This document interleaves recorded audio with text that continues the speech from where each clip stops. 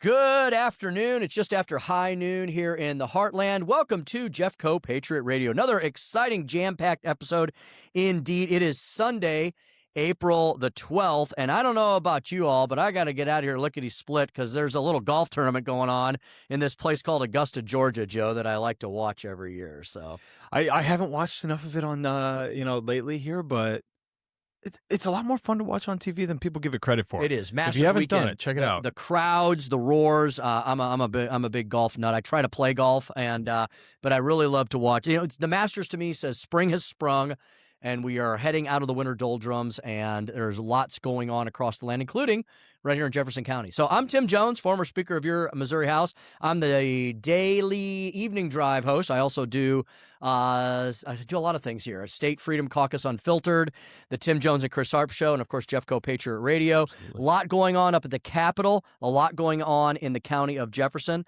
And because I guess he's just too busy for us this afternoon, Billy Crow, my lovely and talented co-host, could not make it in today. He's got something going on, family engagement, and he'll be back next week. We've got Joe Maddock back with us. Joe, thanks for coming back again. We didn't scare you off the first time. No, I'm enjoying this. I feel like I'm one of the guys that you give a call to. That means I haven't scared you away, and I enjoy coming out here and getting a chat with you guys. Joe, remind the listeners and the watchers, who is Joe Maddock? Why are you here on Jeffco Patriot Radio? Well, I am the president of the Jefferson County Republican Club. That's actually how I met your co-host, Billy Crow, and I am running for Jefferson County Circuit Clerk as well. I announced that on your show. That's here, right. A couple of weeks ago, I believe. And I'm one of the go-to guys whenever Billy or you need to go step away for something. I'm happy to fill in. It's good to be needed. I enjoy talking about politics and the goings-on in Jefferson County, and this is a great platform to do it on. Well, thanks for all you're doing, and you're a younger guy than me, so I appreciate the fact that the next generations are doing things like running Republican clubs and running for office and being a successful member of the workforce and living, working, raising a family here in the United States of America, in our little part of the world here. And it gives me hope.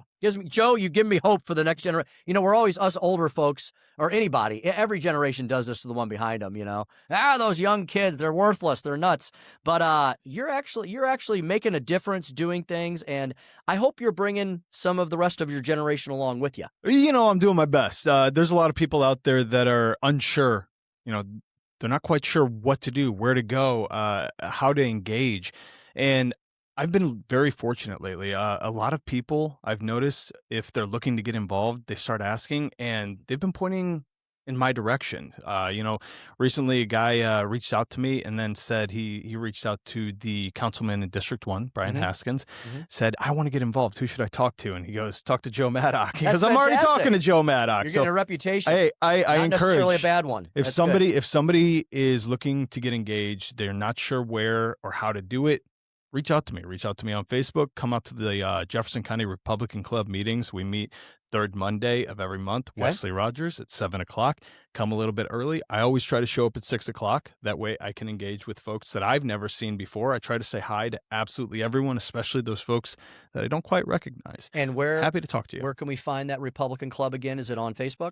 It is on Facebook. We have a Facebook page. We have jeffcogopclub.com as well, so you can check out information there. We do have an X, although the running joke, Jefferson County doesn't really reside on X, but we have one there.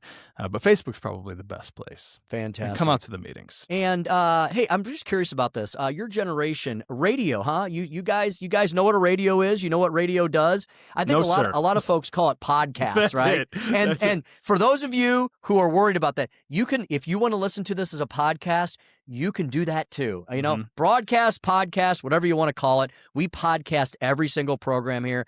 And not only do we do that, but the wonderful producers of our show, Dwayne, Billy, and the others, they also make this show very accessible because they repost it in its entirety on the Jeffco Patriot Radio Facebook page. And then they clip some of the most entertaining, sometimes controversial, sometimes hilarious, sometimes informative reels, right? And they run those throughout the week as well. Yeah, one of the things that I love to do is listen to my podcast at 2x speed so I can get through twice as many. If nobody has ever listened to Tim Jones at 2x speed, you have to do it. Which it's a wild ride. Like? It's a wild ride. You have to do it. It's a good time. Well, thank you very much for that, and glad to have you here as well.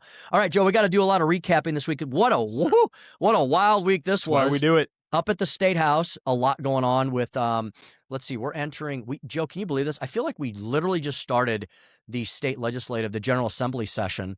I remember being up there in January. Chris and I did the show live from the Rotunda, and here we are, 5 weeks left in the Missouri legislative session. I know you're up there every once in a while advocating for certain things. Well, we got 5 weeks left, and right in the middle of all this, we had local elections. Maybe an issue for another day. I want to get rid of April elections and put them in August and November. I don't want to get rid of them. I want to move them to where we have, I don't know, maybe more than 15 to 18% turnout. And I heard some people saying, we had huge turnout for these local elections because all these divisive, controversial issues. Okay, what was it? It was 22%. That's kind of sad in the land of the free and the home of the brave, isn't it? Yeah, well, we were talking about that. The Jefferson County had higher than normal at 13.8%. Okay, that's ridiculous. Yeah, nobody should be celebrating. Look, for the folks who went and voted, God bless you. I don't care who you voted for. I love the fact that you did vote. But there are literally right now servicemen and women fighting and dying, hopefully not dying, but fighting for us to protect our freedoms and liberties around the planet. And only 13.5% of us bothered to recognize the fact that one of the things that they're safeguarding, and the most important thing, is our right to be the consent of the governed. Well, and we see this all the time. Municipal elections, that's the thing that affects you the most. It's where a majority of your local tax dollars are going, right there. These are the people that are making the decisions, and they're also the people that are most accessible to you. Mm-hmm. It's much more difficult to call up your senator than it is to call up your local councilman and share your opinions. And what's the old joke? If you don't vote, you can't complain. Right. I think that should be the first question we ask anyone in the future whenever they do want to complain or critique about something. Did you vote in the last election that would have led to this result or not? What's your big takeaways from the local elections, the April 7th elections in the county of Jefferson? A lot of issues. Many said data centers were on the ballot in a sense because of the Festus city council decisions. There was a controversial issue last year in Arnold that we haven't talked about much this year, involving the roadway, the parkway situation. Right. And many said their elections still, there was echoes of that occurred. And we'll talk more about that in our third segment today. We'll get a little more deeper into that. There were school board elections. There were a lot of tax proposals, some very confusing the way they were worded. It seemed like, Joe, to me, that everybody went in and voted no on everything or threw the incumbents out. In a large way, yeah. I think most of the school board races, the incumbents were successful. And also, I think a lot of the NEA endorsed. And that's another problem. Yeah, a lot of the NEA endorsed candidates won. I don't think a single incumbent, at least in the larger municipalities, won re-election. So we had a divergence between school board elections where things were maybe a little quieter and the municipal elections where things were a little louder. Right. Interesting. Absolutely. And whenever you have such a small turnout, it's whoever mobilizes, that's who is going to win. And the passion, whichever side it's on, the passionate voter is usually the change voter. Right. And those are the ones that are on Facebook. So one of the things that I have noticed is it seems that April is won and lost on Facebook, at least in Jefferson County. Really? That's what I've noticed, because then whenever you look at August, it's not the same. You don't tend to see the same outcry and anger and everything happening on Facebook and then resulting in election changes. At least that's how it's been the last 4 or so years. So we still have the town square and we still have the stump speech, but now it's being held on social media. Right. Yeah, I would agree with that. It certainly seems that way. And, it was like that with the Arnold Parkway, the Festus data centers, and there was enough there on Facebook and on social media that the news media then came and picked it up. And for people not watching TV, I still think people watch their local news, Channel 4, Channel 5, Channel 2 here. And hopefully listen to their local radio stations. Right. Well, the local podcasts and the for local my generation. Joe, We got to talk about the elephant in the room. Data centers. I know you were looking forward to this all week, right? Yes. Yeah. This is the conversation that I've been looking forward to. Hey, look, I don't know that we need to do an entire postmortem on the city of Festus and the decisions that were made by the voters there. What city are you in? I'm nearest to Arnold. I'm Arnold. Yeah. I'm within the Arnold outskirts. You don't live in Festus, Right. but you do live in Jefferson County. Absolutely. I don't live in Festus. I don't live in Jefferson County, but I like, remember what Sarah Palin said? I can see Alaska from my house. I can literally see Jefferson County from my house, right? Sure. I live about as close as you can get to Jefferson County without stepping across the line. And in fact, my town of Eureka is now in St. Louis County and Jefferson County. So for people who say I don't have a vested interest in it, I do, because my town's in both counties. And I care about the region, Right. and I care about Jefferson County, and I care about technology and economic development and jobs. And so I don't want to necessarily do a deep dive postmortem into what Festus decided. But, I've said this many times. I do a lot of state government affairs work, and I work for a lot of really prominent think tanks, conservative think tanks, and a lot of other different groups. And many of them have positive opinions about data centers. So let me ask you this, Joe. Are people opposed to data centers in their entirety, or was it just the wrong place at the wrong time as far as the Festus data center? Or do you think there's a mixture of both in there? I think ultimately it's a mixture of both. I don't think you heard the exact same argument from two people. I think everybody had their own opinion on how this goes. If you look across the country, this isn't the only place this is happening. Obviously, right. Regionally, we had it it's in actually St. nationally. Charles. Yeah, in scope, it's the entire country is going through this right now. What is a little bit confusing for me is, if you look at the land usage and the alternatives for some of these land usage, what's likely to go into that spot if it's not a data center is 700 homes or 1,000 apartment complex, apartment unit complex.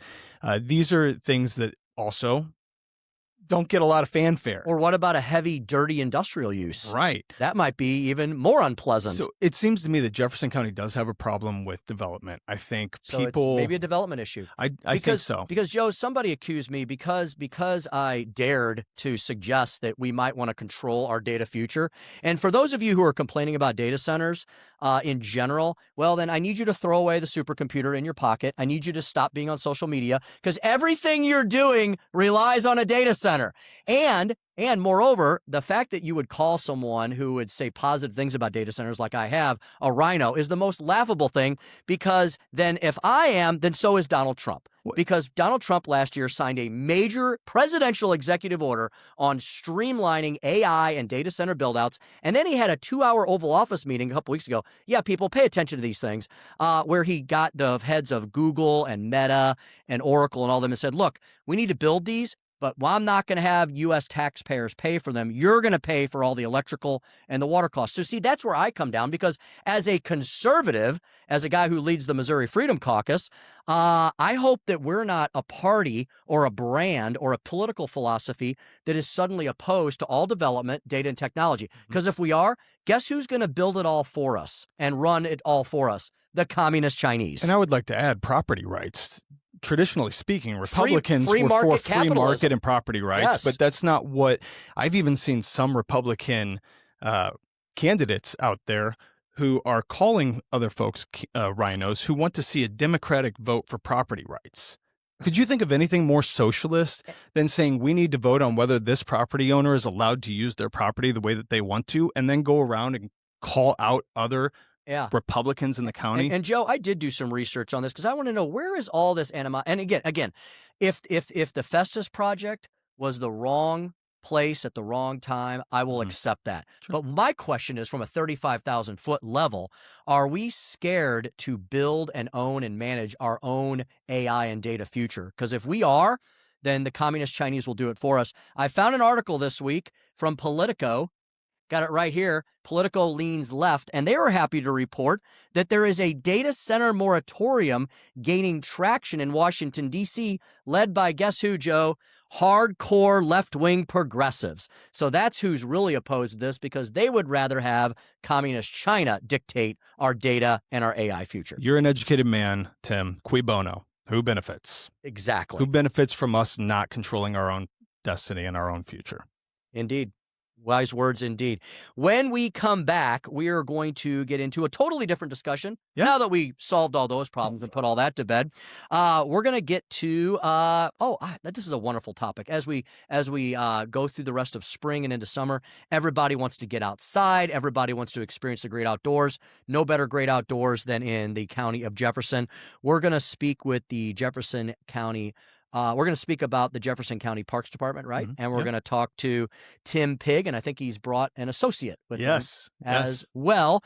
In the third segment, Joe and I are going to get back into the whole Arnold thing. We haven't talked about it much this year. Huge topic last year, so we're going to unpack what happened in those elections and what the state auditor said about the city of Arnold. And then we have 3 really exciting events that we want to let you know about as well. Lovely. We'll get to all that and more when Joe and I come back on this week's edition of Jeffco Patriot Radio here at 101.9 94.1 News Talk STL. Welcome back to this Sunday's edition of Jeffco Patriot Radio. I'm Tim Jones, former Speaker of your Missouri House, weekday drive show host here at News Talk STL. You're listening to 101.9 94.1, or maybe you're listening to us online. Hopefully you've downloaded our News Talk STL app. You can listen to us anywhere on the planet. You can get a cell or Wi-Fi signal. And as Joe mentioned many times in the previous segment, listen to our podcast, people. Come on. Everything is podcasted. All the weekday shows, all the weekend shows. That's how Joe listens. That's how I listen. Everything is also reposted on the Jeffco Patriot Radio Show Facebook page and more. Joe, let's get right to our 2 guests for this segment. Who do we got here with us? Yeah, we have a bonus. So not only do we have Jefferson County Parks Department Director Tim Pigg back with us, we also have the Recreation Division Manager, Mr. Ryan Quirk. That is a little bit of a tongue tire, isn't it? Yeah. So welcome, gentlemen. Thank you. Thank you for having us. It's been a little bit since we've been up here. You guys invited us up, and I took the opportunity, since you want to talk about recreation and programs, to bring my recreation manager, Ryan. You want to say hi to everybody?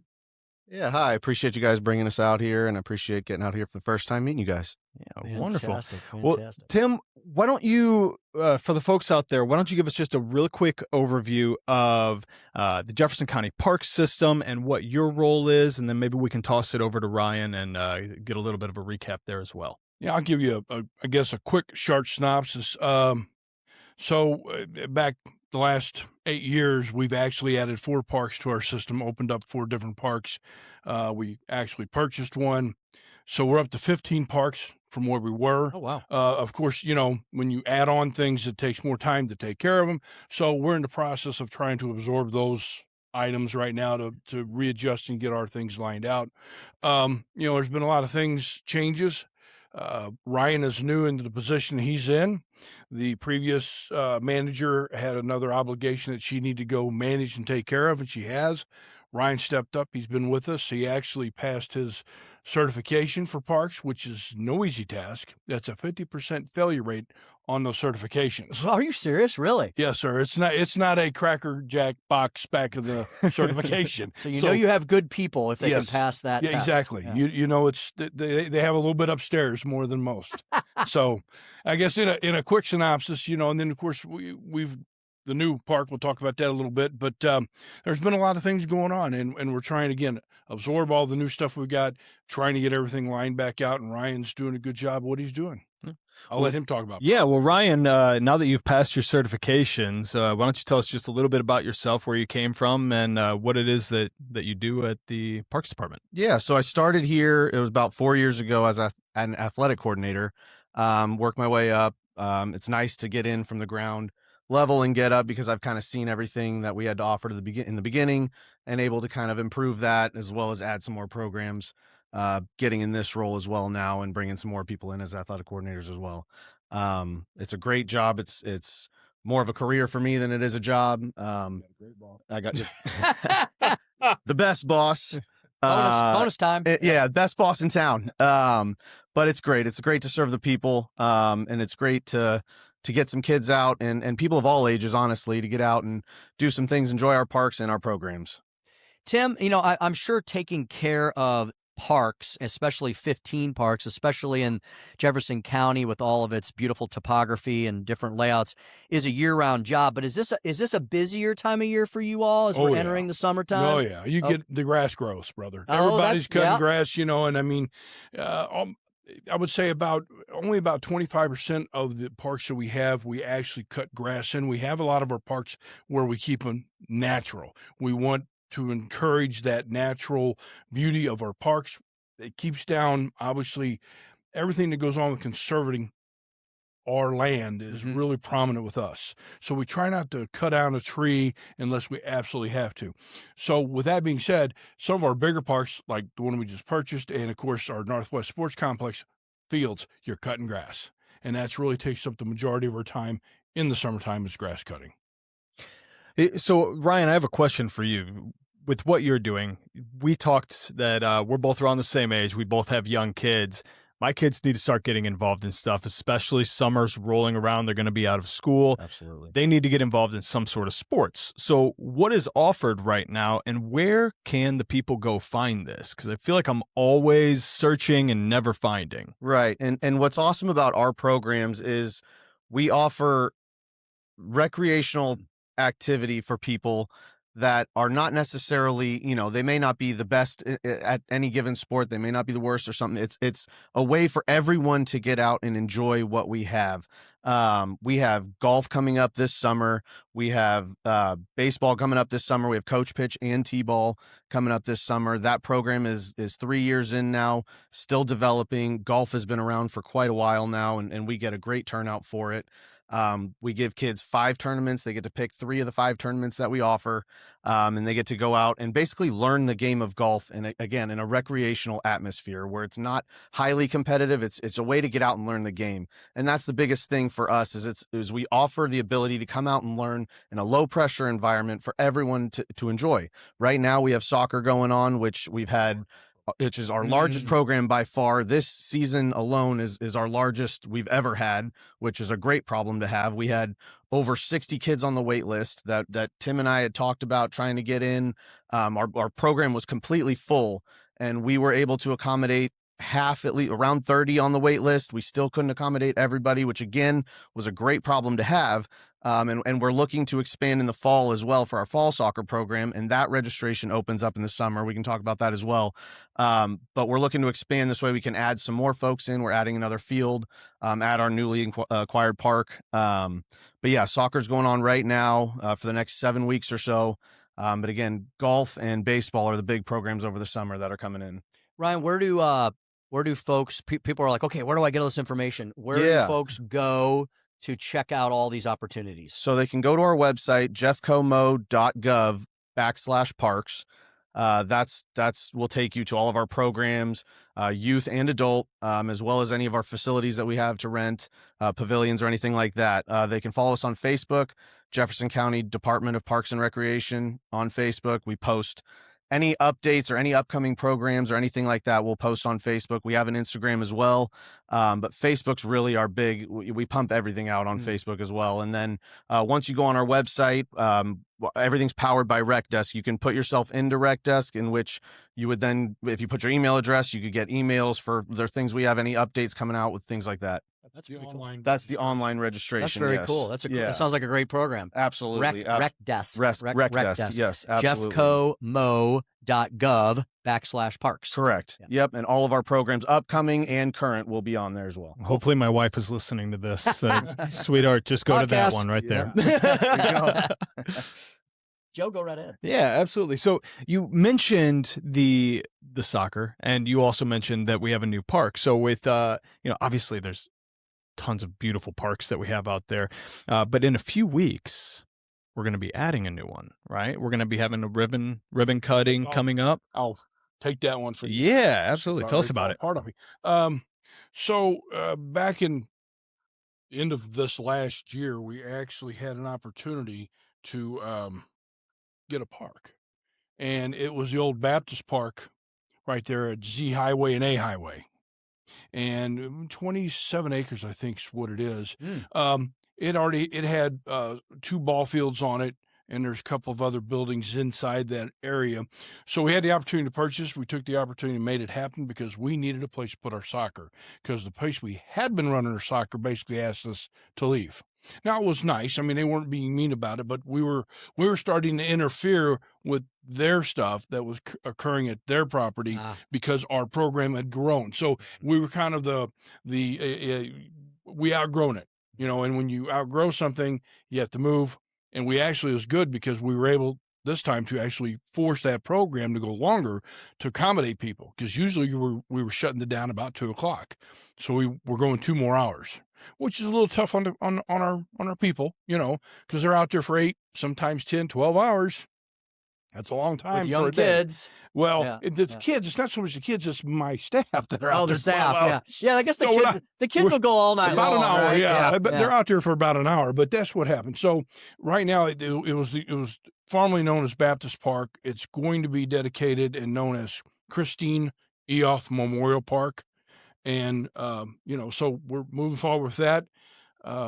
It's a good thing. We're gonna, like I said, there's a lot of things that we're going to do at that park, but right now we're concentrating on getting our soccer lined out, and then incrementally take steps to put in other things down the road. I don't want to start giving people false hope of what we're going to do there, but as we go along and we're able to manage the park, one of the things we will do is cut a trail into the woods, because we're probably not going to get back too much in the woods. Again, we like to leave woods, but we'll cut a walking trail back there for people. So yeah, it's been a good addition. And you're going to have a ribbon cutting and a dedication for this park in the near future? And that's on May 1st at noon. It is a Friday. I do all my ribbon cuts on Friday, do them all at noon. So that way people, if they want to, they can cut out the rest of the day, Yeah, especially on a Friday. Good boss. Exactly. And it's May Day, May 1st. Yeah. May 1st at noon, 3627 Baptist Park Road. Yes. Technically, Mapaville? Mapaville. That's not a place you hear about too often. Actually, it's Festus. The actual address is Festus, but it is in the township, I guess, of Mapaville. Oh, is there like a township? Yeah, you know how those are. It's Yeah. weird in Indeed. county. I'm sorry. Well, that's fantastic. So this will take care of a lot of your needs as more people For that soccer. Oh, yeah. flood into this program. Right. Yeah.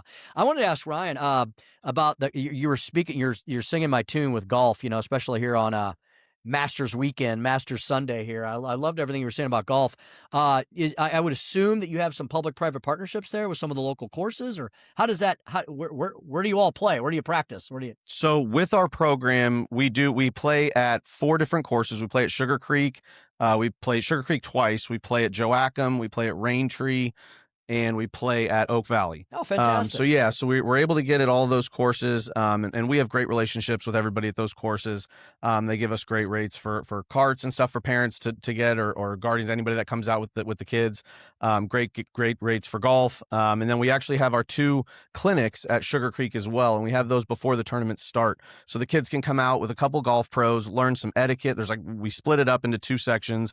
They get swing practice, and then they get etiquette practice, which honestly, both are equally as important. Yeah, I would agree. Both are equally as important. Teach pace of play, teach everything that has to go with the etiquette of golf. And then they flip flop, and then they get to have driving range time, and so they get that experience before they get to come out. So at least kids that are brand new. I've seen kids brand new come out and get a whole lot from our program, from learning from the kids, or from learning from other kids in their group, which is also a big part of it. Learning from the pros is one thing, but then being in a group of other kids doing something that they're all passionate about, it helps a lot. It helps a lot for them. So talk to them about the actual, how many golf sessions they get, what they get both clinics when they sign up, and then they get 3 of the 5 tournaments we offer. The tournaments are on Mondays, and then they'll get to pick 3 of the 5 when they register. And when they go, first, second, and third place of each age group get medals as well. We have 3 different age groups: 7 to 10, 11 to 13, 14 to 18. What a cool program. So it's a wide range of ages for kids to come out and play. Boys and girls. Boys and girls That's as well. awesome. Yep. And honestly, there's over 100 kids that come out that I've seen regularly, and the program just continues to grow. So, and last year we had a guy shoot. What did he shoot? He shot 1 under par, I believe, was one of the best scores. One of the children? Yeah. One of the kids? Oh, he's a teen, but it was great. Yeah, it was great. Yeah, and I Yeah. mean, and people end up making friends. They exchange phone numbers out there, and then they end up going to play, after the tournaments. So it's Absolutely. great. It's a great time for the kids to get out and learn, and it's a great time for them to meet other friends as well. And information on the scheduling as well as the costs associated with it, that's all on the website. Correct. Everything's on the website, Facebook, as well as our website. Cost, locations, times, dates, everything's on there for everybody to see. And we're very accommodating. If people are like, hey, we can't make this side, but can you make it over here? We will do that as best we can with that. So yeah, there's plenty of information for anybody to get on our website, or like I said, on Facebook as well. Fantastic. Well, it's great having you fellas here today. We've been speaking with Tim Pigg and with Ryan Quirk from the Jefferson County Parks Department. I wrote down the website. It's jeffcomo.gov/parks, jeffcomo.gov/parks for all the information on everything we discussed today. And we probably just scratched the surface. There's lots more on those as well. Yes, absolutely. Yeah, Yes. we'll have to have you fellas back. This was a really fantastic, uplifting conversation. Thanks for everything you're doing to get people out touching grass and Yes. being in the sunshine in Jefferson County. That's right. Absolutely. We appreciate being here, and I appreciate coming here, like I said, for the first time. I hope I come back. I loved it. I had a great time. Back as well. Joe, when we come back, you're going to fill me in on a little bit of kind of the maybe capstone of all the controversy we discussed last year regarding the city of Arnold, the elections that occurred, the state auditor, Scott Fitzpatrick's report, and more on that. And then we've got some great events coming up in Jefferson County as well, don't we? Always do. Very good. Joe and I will be right back after this on this Sunday's edition of Jeffco Patriot Radio 1019 94.1 News Talk STL. Welcome back to the third and maybe most exciting jam-packed segment of Jeffco Patriot Radio. Tim Jones here, Joe Maddock here as well. Thanks for listening to us at News Talk STL. Everything's podcasted, as we've been mentioning. It's kind of the word of the show, Joe, podcast. Love it. Yeah. Jeff Allen would love us for promoting it. And also the Facebook page. Jeffco Patriot Radio has its own Facebook page. The show lives on forever, and there's a lot of interesting content. We'd love for you to engage in the conversation. Whether you agree with us or disagree with us, that's fine. That's the American way. It is. Yeah, it is indeed. Joe, we covered some of the election stuff. We talked about Festus. We talked about data centers. We talked about school board elections. Those school board elections, look, if you want the educrats and the establishment to run everything, then folks just keep not going and voting in school board elections. People have got to start participating in those, whether there's a controversial topic or not. Yeah, and listen, it's difficult to find out information on these folks as well. So you really do have to be engaged. You have to look for when the candidates are holding their meet and greets or whatever it is that they're doing, and you need to know which questions you want to go ask them, and ask them the same question. Ask each one, see how they're going to answer it. Make sure it's open ended so that you can get a full grasp. Don't just be a one issue voter. But we do have to start paying attention to these things, and we need good people that are open to running for these. Absolutely. Great advice indeed. Joe, last year, it felt like Billy and I and our guests were focused heavily doodly on the city of Arnold and all the controversy there regarding the Parkway issue, right?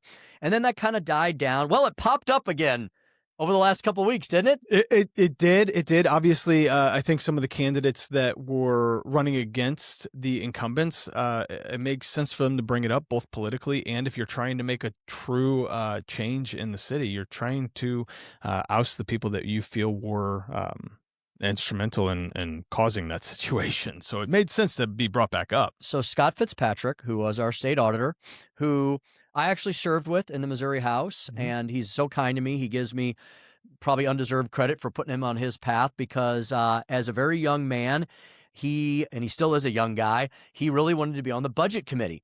And I was convinced to place this young freshman on the budget committee because I learned about his incredible American story of being an entrepreneur, and a very successful one at a very young age. He continues to be a successful entrepreneur at the same time, raising a family, being a wonderful dad and husband, and being our state auditor. We talk about people having time to do things. I often wonder that about myself. I know you're a really busy guy. I wonder that about Scott.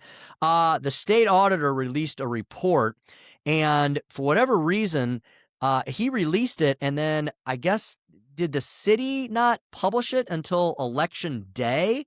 Is that what happened? Do I have that right or not? I'm not sure who who actually Dropped it when? Yeah, I'm not sure who published it. All I know is that when it did drop, I started receiving text messages and people saying, "Look at what just came out on Facebook."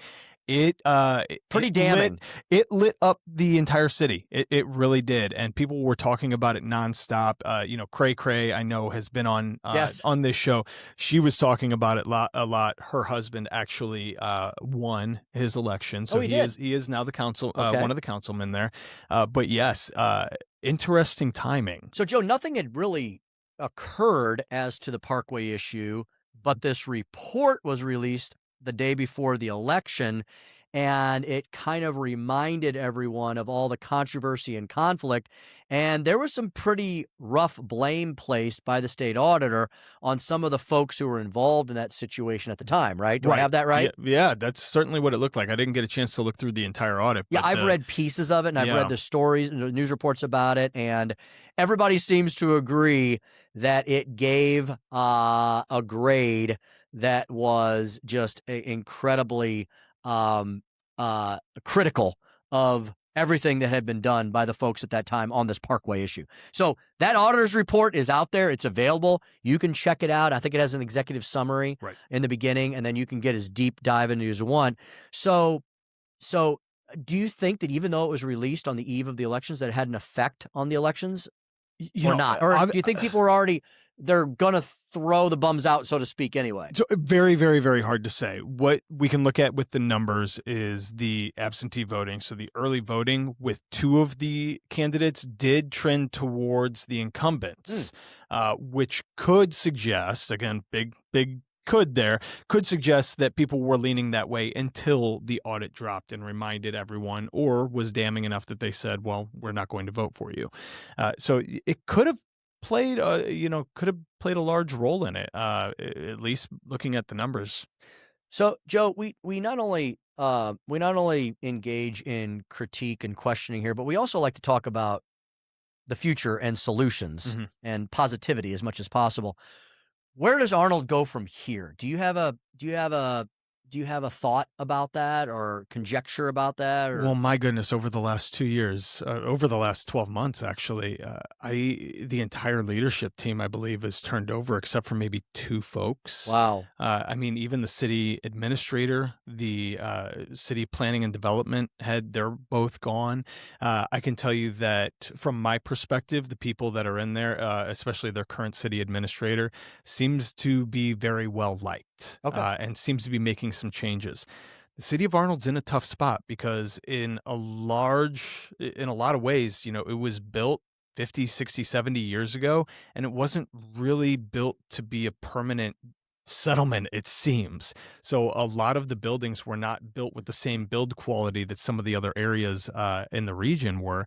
So we have a real patchwork quilt problem here. Yes, and it never was one city either. It was 7 different towns essentially that came together into a city, and not much of it has been redeveloped or upkept. And so you have a lot of commercial developments that, for instance, have never, it's been a long time since they've re-blacktopped. And so you have businesses that are saying, I can't afford $80,000, $90,000 to re-blacktop my pavement. But the city is saying you have to do it. Otherwise, we're going to have to take away your occupancy. So and it's interesting. So there are discussions about like a master plan or updating a master plan? I think they actually just completed one. Okay. And the biggest problem with master plans, and I feel like we harp on this all the time, but they did not get a large number of respondents on that. And a lot of the respondents they had were people that actually lived outside of the city limits of Arnold. Which they did take that into account. But these are all issues that if you want to have a voice, you need to make sure that you make that voice heard when it's the right time. Yeah, very true. And continue to participate in those local elections. So, and I know that's a big controversy right now that has been percolating in Jefferson City for years, if not decades. And there's a movement by some of our St. Charles County senators and representatives to move their April elections to November because they'd like to have more people weighing in on these things. I don't know why people can't get motivated. I just go vote in elections. Right. If I know there's an election, I go vote in it. And this past week was a perfect example of that. There were literally 2 things on my ballot in Eureka. One of them was my alderman. He's a great guy. He was unopposed. I guess that's why he's a great guy.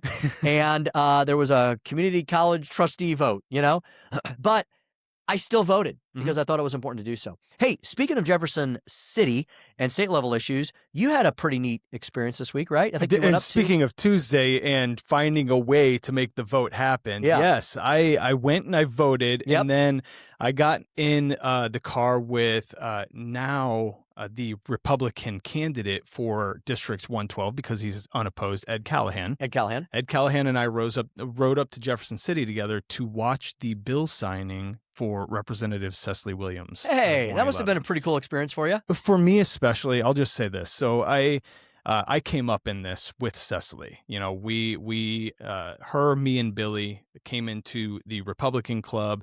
We all ran for office the same time, and so we've become very close friends. And to see what she went through last year, a very emotional process. Pretty roller. It's always a roller coaster ride, especially when a bill is incredibly personal to you. And especially and especially with it being the first 5 months that you're in Jefferson City, and the old joke of just trying to find where the bathrooms are. Yep.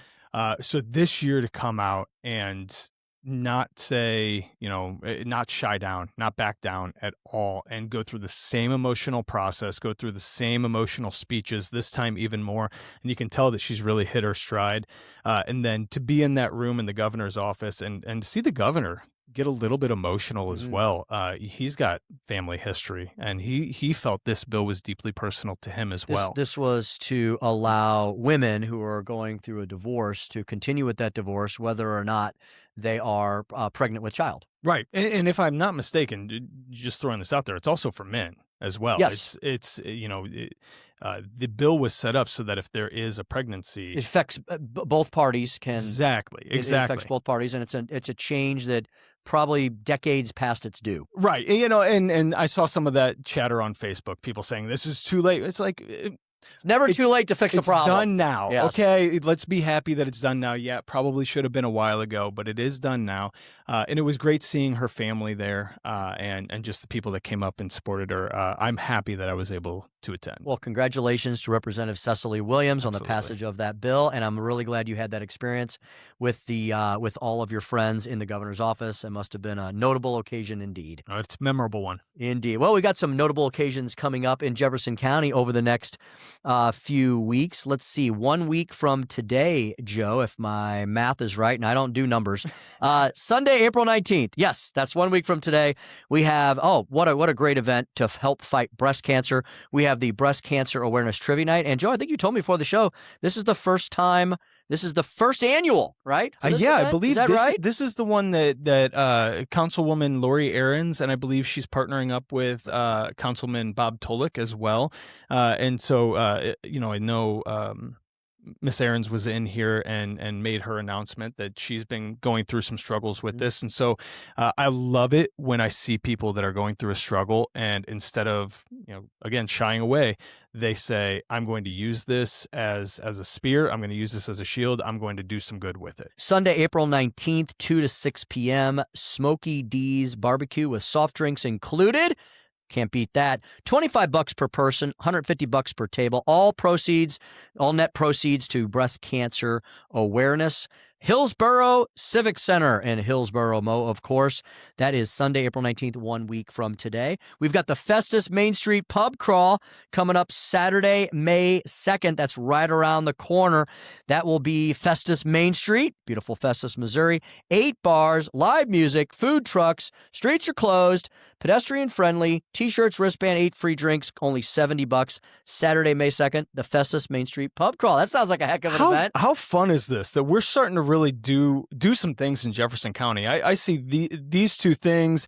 I know we have a regular occurrence in this third one, but these are things that are just kicking off, and boy, do they sound fun. I hope to be able to be at both of these. That is a community on the move. Great to see that this growth and expansion. So 2 very worthy events, the Breast Cancer Awareness Trivia Night, Sunday, April 19th, the Main Street Pub Crawl, Saturday, May 2nd, and last but not least, the 70s Music Bingo Night, benefiting Jefferson County Backstoppers. What a great organization. I'm a huge Backstopper supporter. I go to Guns N' Hoses every single year, write a big check.